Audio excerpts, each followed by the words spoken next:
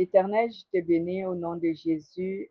Aide-nous à comprendre encore ta parole ce soir.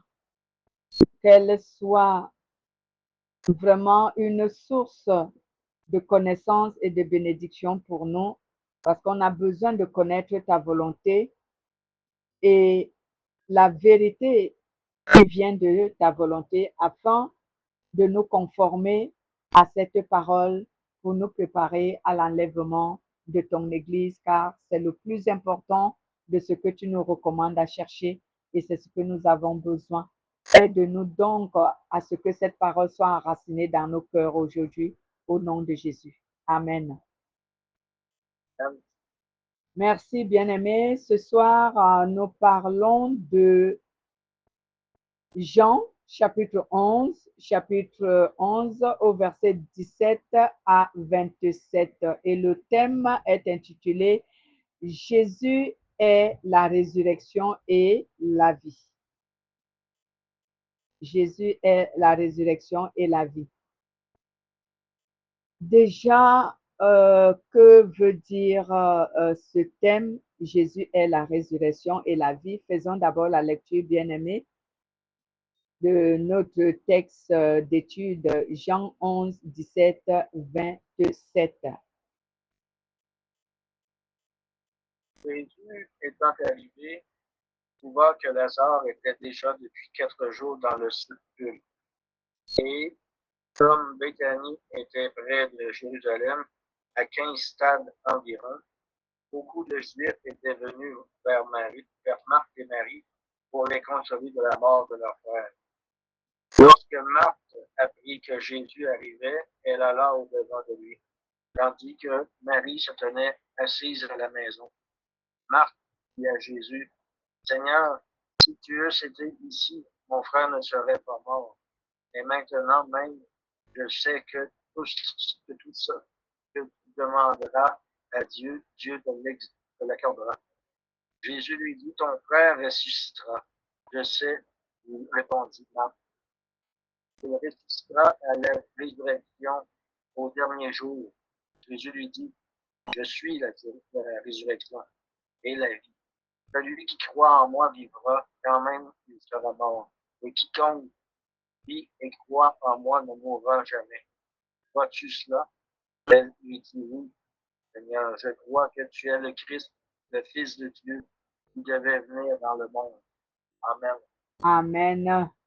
Marthe répond à Jésus, oui, Seigneur, je crois que tu es le Messie, le Fils de Dieu, celui qui devait venir dans le monde. Oh, que Dieu soit loué. Donc, Jésus est la résurrection et la vie parce que c'est lui qui a le pouvoir de ramener à la vie les morts. Donc, si Jésus dit ici à Marc, je suis la résurrection et la vie, c'est parce que Jésus veut faire connaître à Marc et même à nous tous et toutes que nous sommes, nous qui sommes ses filles et ses fils, il veut nous faire connaître que c'est lui qui a le pouvoir de ramener à la vie ceux qui sont morts. Et ici, cela veut dire que Jésus a cette capacité, il a ce pouvoir de ramener à la vie, premièrement, une personne qui est morte ou qui est décédée physiquement. Jésus peut ramener cette personne à la vie.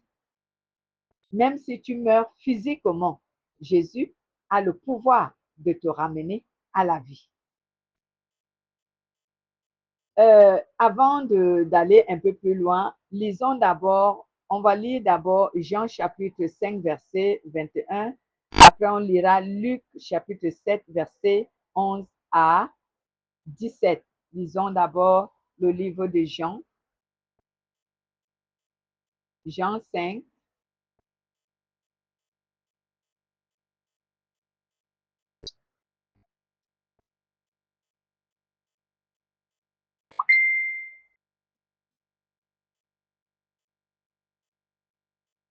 Tu connais? Jean chapitre 5. Salut.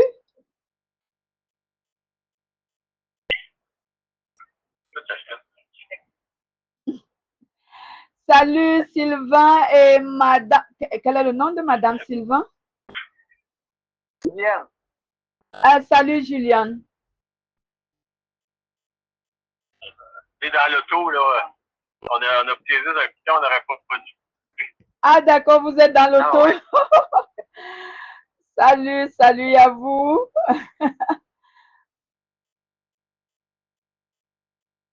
Allez-y, frère, vous pouvez faire la lecture. Okay. Jean chapitre 5, verset 21. Père ressuscite les morts et donne la vie. Ainsi le Fils donnera la vie à qui il veut. Amen. Amen. Donc, en effet, le Père réveille des morts et il leur donne la vie. Le Père, on vous voit très bien, vous n'avez pas besoin de bouger votre caméra, on vous voit très bien. La caméra, elle est limpide. Voilà. Allô? Donc, en effet, le Père réveille les morts et il leur donne la vie. De la même façon, le Fils donne la vie à qui il veut. Donc, voici que Dieu, notre Père, a la capacité de donner la vie à qui il veut. Il a ce pouvoir.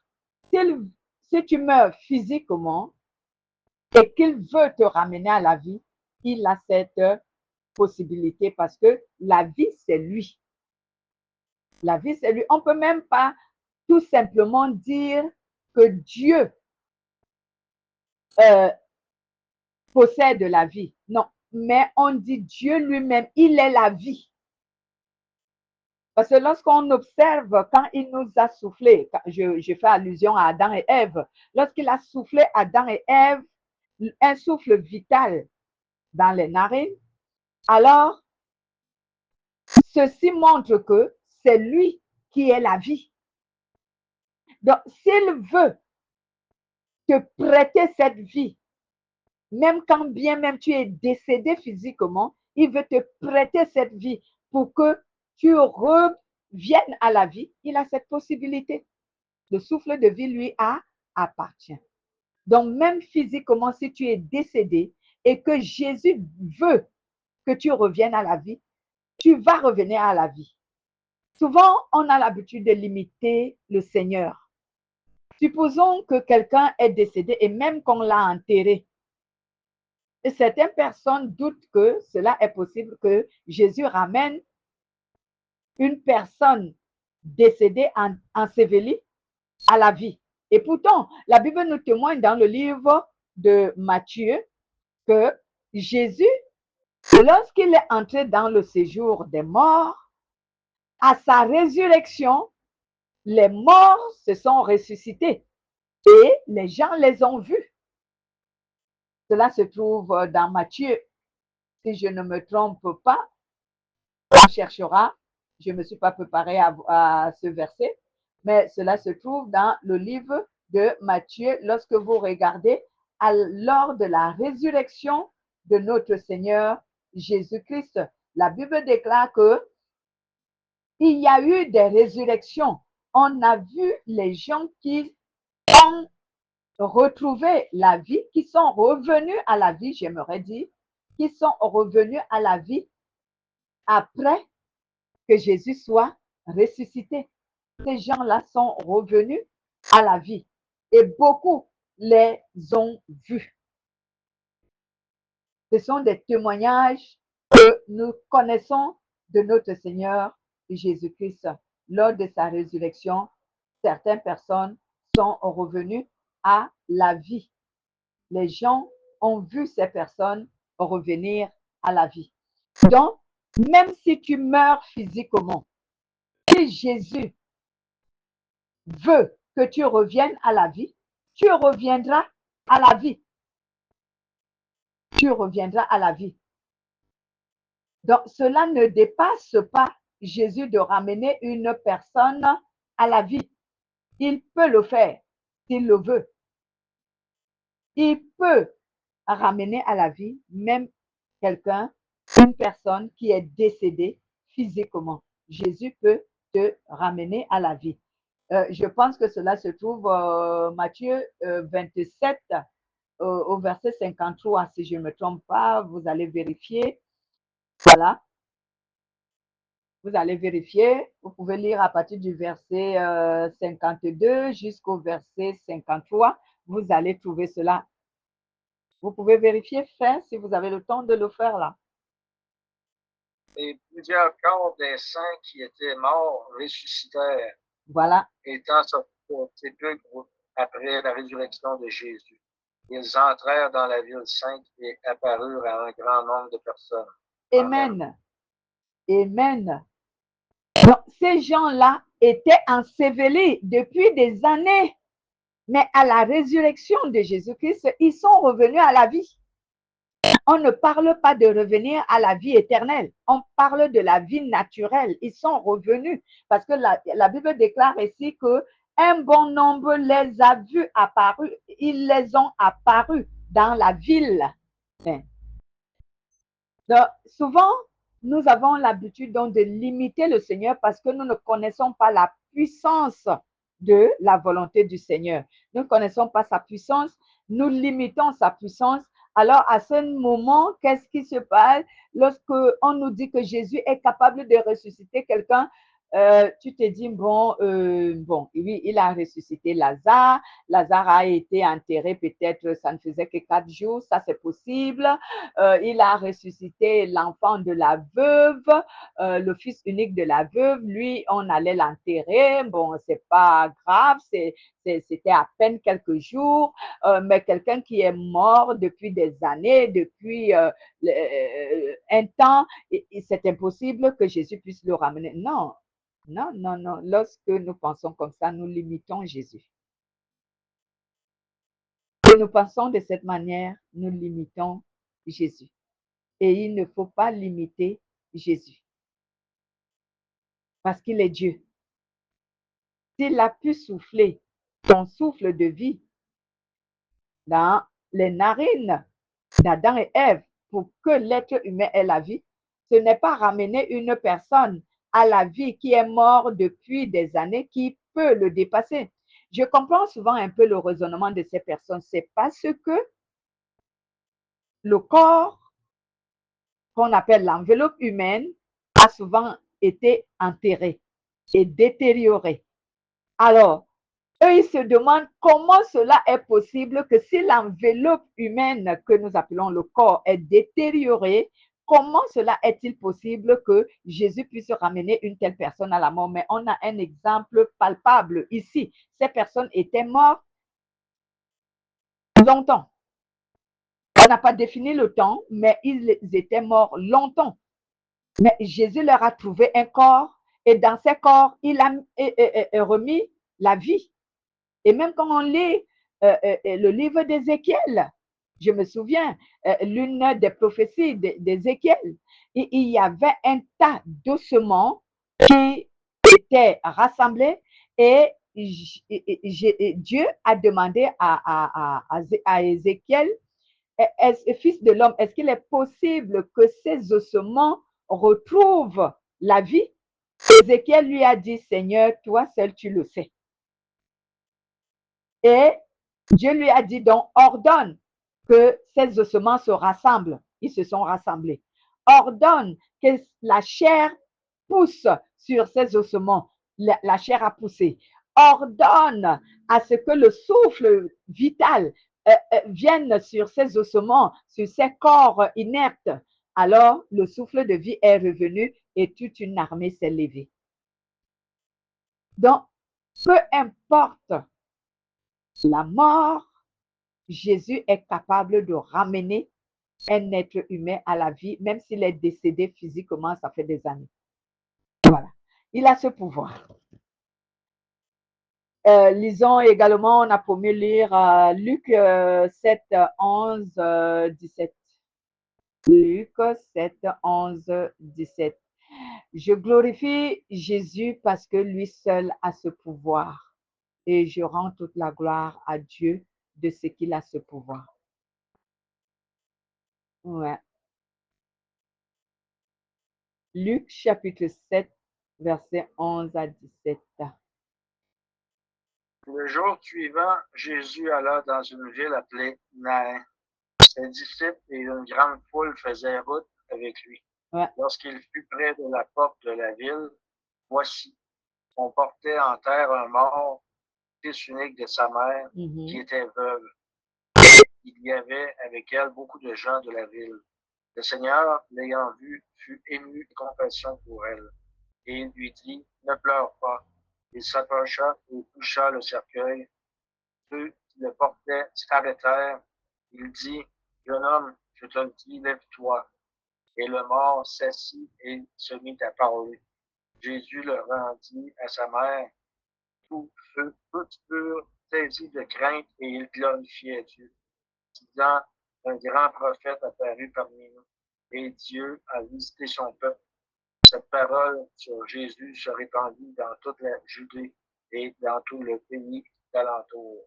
Amen. Amen.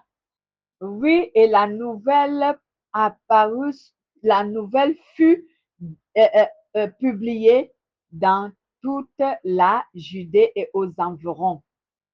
Donc ici, il y avait un fils unique d'une dame veuve. Donc Jésus a eu compassion de cette veuve. Ce n'est pas de la personne morte que Jésus a eu compassion, mais c'était celle qui pleurait son fils.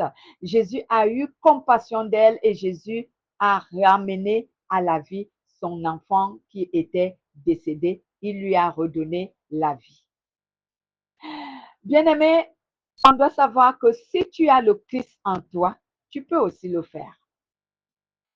Certaines personnes, toujours, je dis, quand tu n'as pas vraiment confiance en Jésus, quand tu n'as pas confiance en Dieu et que tu le sous-estimes, tu te sous-estimes aussi, tu te dis non, il n'est pas possible, il n'y a que Jésus lui seul, lui-même, autant pour moi, qui peut le faire. Moi, je ne peux pas parce que je ne suis pas comme Jésus.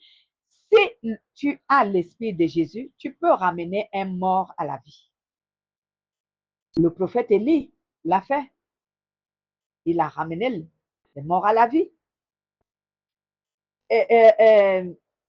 Ésaïe l'a fait. Il a ramené à la vie les personnes mortes. Donc, il n'est pas impossible à un enfant de Dieu qui marche selon la volonté de Dieu, qui a une bonne communion avec le Saint-Esprit et qui, le Saint-Esprit, dirige sa vie.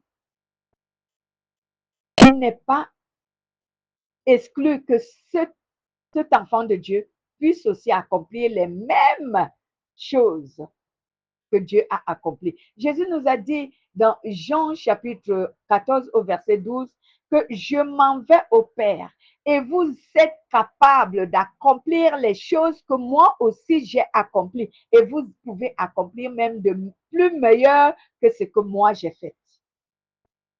Donc, nous aussi, étant donné que nous sommes enfants de Dieu et que l'Esprit de Dieu, l'Esprit de notre Père, l'Esprit de Jésus est en nous, à travers sa présence dans notre vie, nous aussi, on a la possibilité, on a le pouvoir de ramener un mort à la vie. C'est pourquoi il n'est pas interdit d'essayer, d'essayer de manifester la puissance de Dieu lorsque tu trouves une telle chose. Souvent, on nous dit que vous êtes audacieux, ou d'autres disent que oh, vraiment vous exagérez, d'autres disent oh non, vous êtes vraiment fou. Comment vous pensez que vous pouvez ramener à la vie un mort? Je dis, lorsque dans ton cœur, en dehors de la vanité, en dehors du paraître, mais lorsque dans ton cœur, tu es face à quelqu'un qui est décédé et que tu ressens une forte demande, une forte manifestation de l'Esprit de Dieu qui te dit, va prier pour ce mort, pour sa résurrection, parce qu'il peut te dire, va prier pour ce malade, pour sa guérison, va prier pour sa conversion. Mais s'il te dit, va prier pour ce mort, pour sa résurrection, vas-y, crois et va le faire. Aie le zèle de le faire. Parce qu'à ce moment, c'est le Saint-Esprit qui va ramener cette personne à la vie, mais à travers ta prière.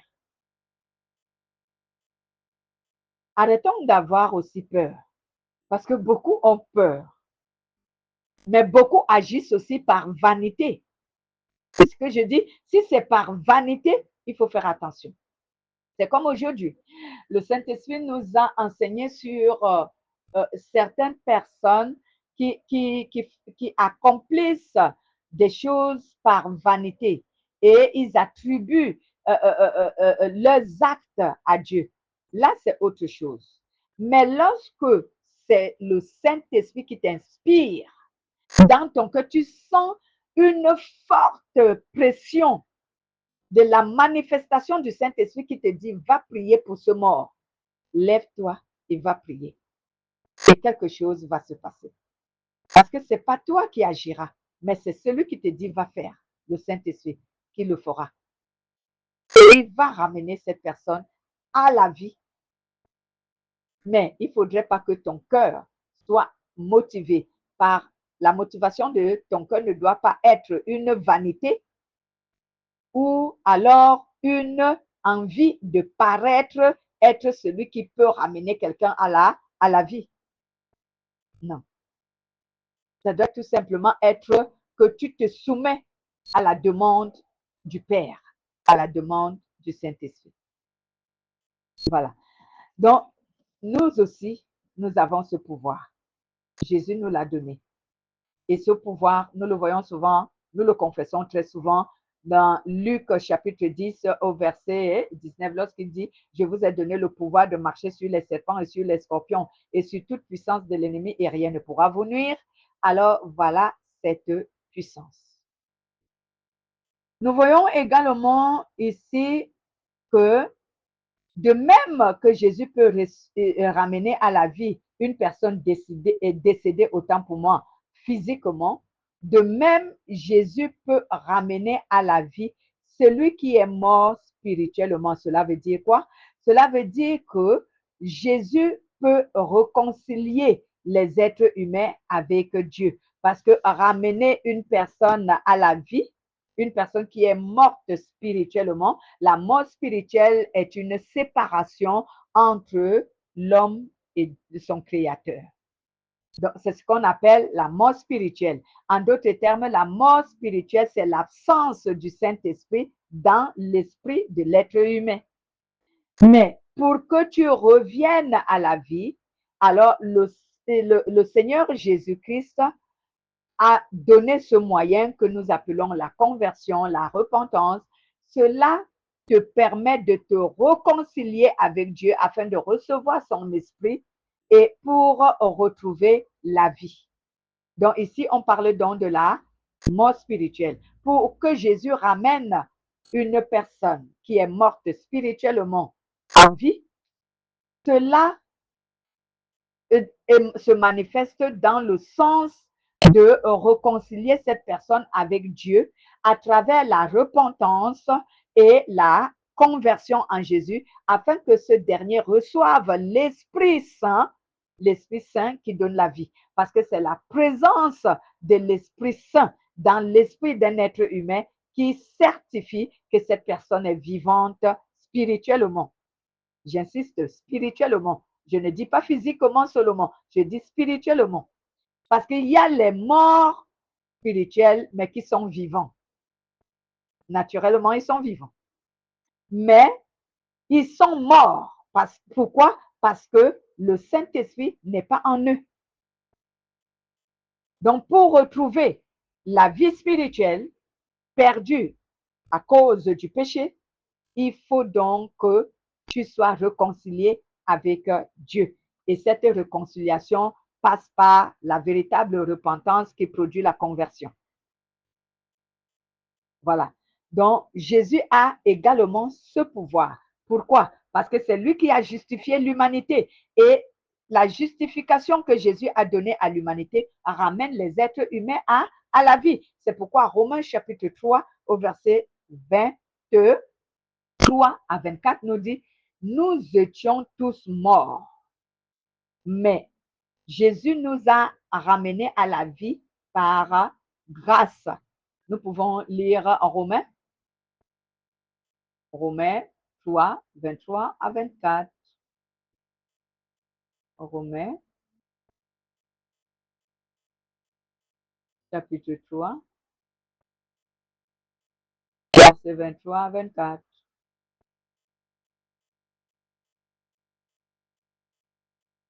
Car tous ont péché et sont privés de la gloire de Dieu. Et ils sont gratuitement justifiés par sa grâce, par le moyen de la rédemption qui est en Jésus-Christ.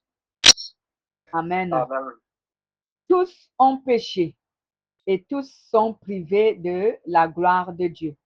Mais dans sa bonté, Dieu les rend justes gratuitement par Jésus-Christ qui les a libérés du péché. Donc, Jésus a donc le pouvoir de ramener à la vie. Et si nous lisons encore 1 Timothée chapitre 2, versets 5 à 6. 1 Timothée chapitre 2. Le livre de 1 Timothée.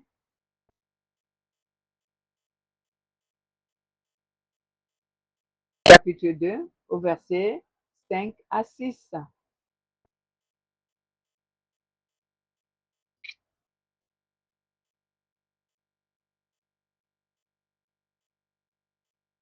Oui, que nous dit la parole, frère? Vous avez trouvé la référence? Car il y a un seul Dieu et aussi un seul médiateur entre Dieu et les hommes, Jésus-Christ. Amen. Ouais. En effet, il y a un seul Dieu. Ouais. Vous êtes à la page, c'est cela? En effet, il y a un seul Dieu et il y a un seul médiateur entre Dieu et les êtres humains.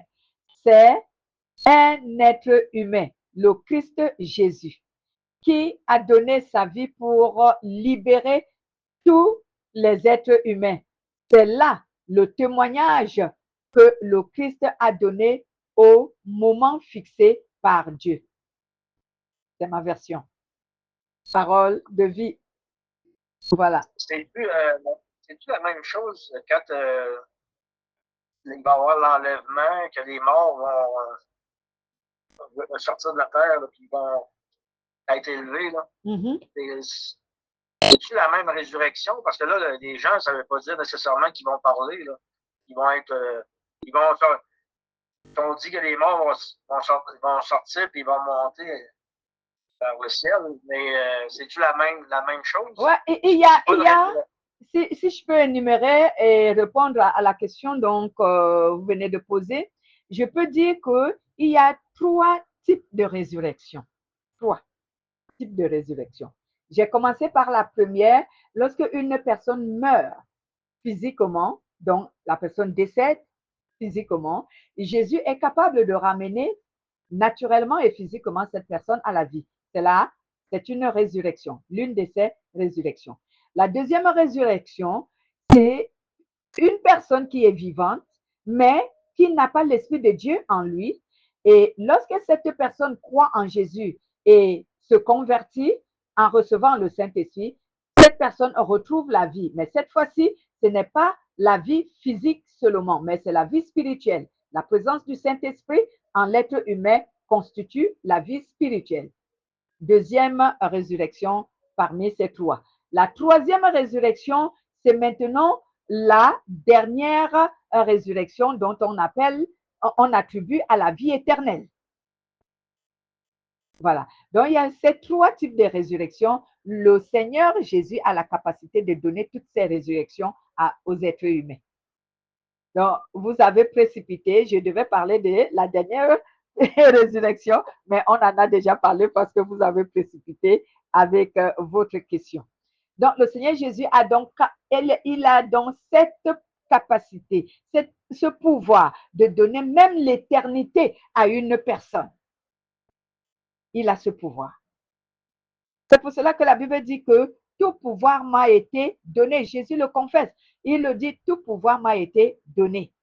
Donc, Jésus a le pouvoir de te ramener physiquement à la vie si tu décèdes. S'il veut que tu reviennes dans ce monde vivant, il va le faire. Il a ce pouvoir. Il est capable de te pousser à la repentance pour que tu obtiennes l'Esprit de Dieu et que tu deviennes un enfant de Dieu. Et il a également le pouvoir de conserver ton âme pure, te poussant à la sanctification, à la justice et à la pureté tout ce temps de ta conversion afin de sauvegarder ton âme pure pour que tu obtiennes la vie éternelle. Jésus est capable de le faire.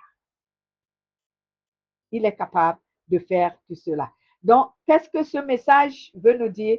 Ce message veut donc que nous sachions que tous ceux qui placent leur espoir, tous ceux qui placent leur confiance en Jésus-Christ, notre Seigneur, ne mourront pas. Ils peuvent mourir physiquement, c'est que Dieu l'a défini, il l'a déterminé, c'est sa décision. Il ne veut plus de toi sur cette terre. Il veut que tu retournes auprès de lui ou dans son repos. Alors oui, il l'a décidé. Mais si tu places ta confiance en Jésus-Christ, sache que tu ne mourras pas. Et j'insiste, lorsque tu marches selon sa volonté et que tu gardes ton cœur pur. Parce que des gens, les chrétiens ne doivent pas l'oublier. Deux choses qui permettront à ce qu'un être humain obtienne la vie éternelle, vive éternellement. La première chose, recevoir le Saint-Esprit. Deuxième chose, garder ton cœur pur. Si ton cœur est impur, tu n'entreras pas. Et oui, tu n'auras pas la vie éternelle si ton cœur est impur. Tu n'obtiendras pas la vie éternelle. Donc, deux choses que nous devons faire. On doit recevoir le Saint-Esprit et on doit garder notre cœur pur, sans reproche devant Dieu. C'est pour cela que la parole de Dieu nous a été donnée pour soigner nos cœurs et faire en sorte que, au moyen de la parole de Dieu, nous nous sanctifions, nous nous purifions pour que nos cœurs soient délivrés et lavés de tout péché, de toute reproche, afin que tu sois irréprochable devant Dieu. Si tu es reprochable devant Dieu, tu n'entreras pas. Tu n'obtiendras pas la vie éternelle. Donc, nous devons donc placer notre confiance en Jésus afin que nous puissions obtenir l'éternité. C'est pour cela que Jésus a dit à Marie, nous lisons, revenons sur Jean 11, versets 25 à 26, où Jésus répète ceci à Marie.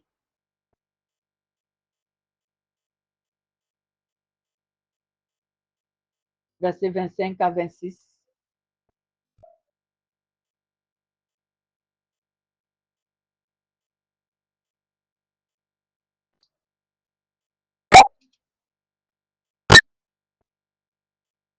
Je suis la résurrection et la vie. Celui qui croit en moi vivra, quand même il sera mort, et quiconque vit et croit en moi ne mourra jamais.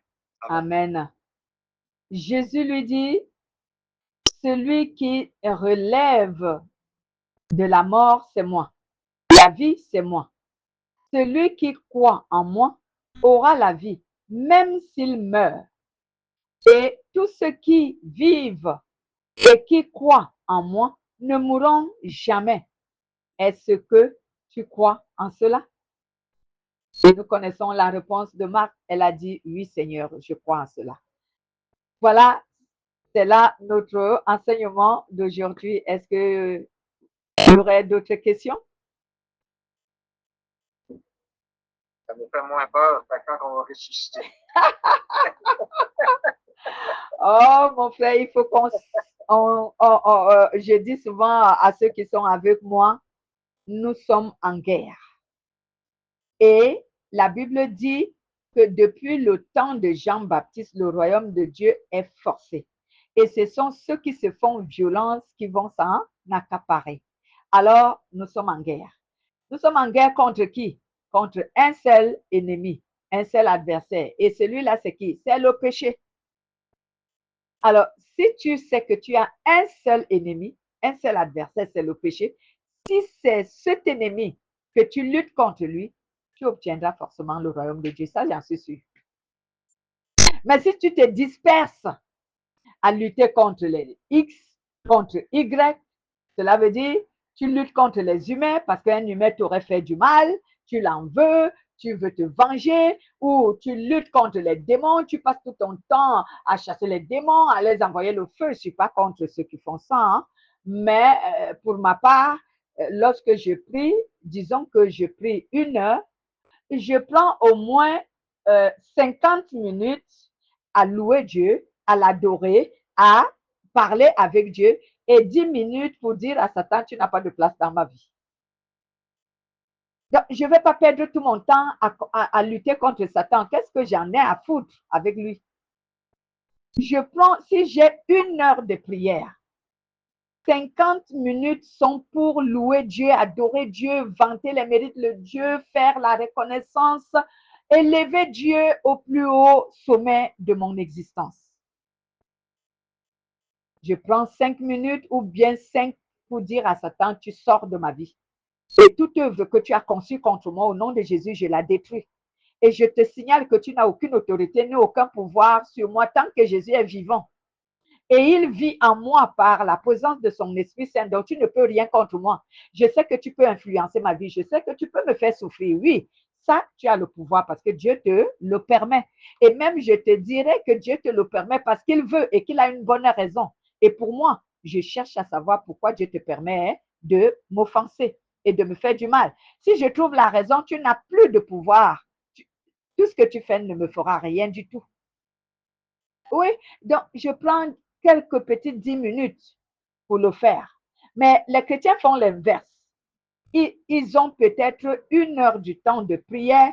Ils passent 50 minutes à chasser Satan, à le pourchasser, lui et ses démons et ses sorciers et ses adeptes. Et à peine même, ils glorifient Dieu. À peine même, ils louent Dieu. À peine même, ils élèvent Dieu. À peine même, ils manifestent la reconnaissance envers Dieu. À peine. Je dis même, certains ne le font même pas. Et ils croient avoir prié. Tu n'as pas prié, tu as passé ton temps à agresser Satan. Tu n'as rien fait. Une relation avec Satan. Voilà. Donc, ce que nous devons faire, on ne doit pas perdre le temps à pourchasser Satan. Il a ses problèmes à résoudre avec Dieu. Nous, on a nos problèmes à résoudre avec Dieu aussi. Notre seul ennemi et adversaire qui peut nous disqualifier du royaume de Dieu, c'est le péché. Et c'est sur lui qu'on doit se concentrer. C'est contre lui qu'on doit lutter. Voilà. Et si nous le faisons, moi je dis à chaque personne avec qui je traite, avec qui je communique, que si tu te concentres à lutter contre le péché, je t'assure que tu vas gagner le royaume de Dieu. Oui, oui, tu vas gagner le royaume de Dieu. Ça, c'est vrai. Est-ce qu'il y a autre chose, bien aimé? Non? Gloire soit rendue. Gloire soit rendue à Jésus.